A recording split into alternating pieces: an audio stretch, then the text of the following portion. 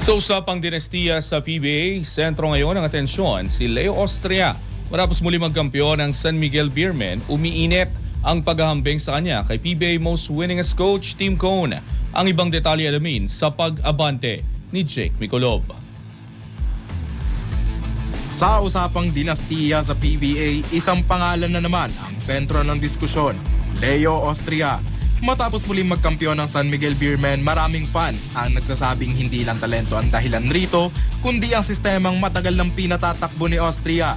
Isang sistemang patuloy na nakakalamang kahit laban sa isa pang coaching legend na si Tim Cone ng Barangay Ginebra San Miguel Kings. Sa kumalat na opinyon ng mga netizen, malinaw ang paghahambing. Si Cone ay kilala sa walang tigil na adjustments, palit lineups, iba't ibang rotations, pagbabago ng matchups. Samantalang si Austria, mas nakasandal sa istruktura.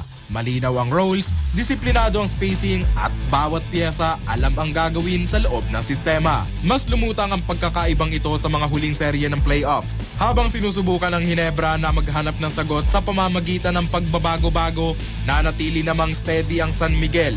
Parehong sistema, parehong diskarte, parehong resulta ang manalo sa All-Filipino Conference. Mas tumindi pa ang punto dahil hindi na pareho ang roster ng Beermen kumpara sa kanilang mga unang titulo sa ilalim ni Austria. Wala na sina Arwin Santos at Alex Cabagnot, habang sina Chris Ross at Marcio Lassiter ay hindi na rin kasing bata tulad noon. Pero kahit nagbago ang mga pangalan, nanatiling pareho ang sistema at tuloy ang panalo. Sa ngayon, sa tuwing nagtatagpo sina Austria at Cone sa playoffs, tila iisa ang sagot ng resulta sa scoreboard. Ako, si Jake Micolov, Abante Sports, now na.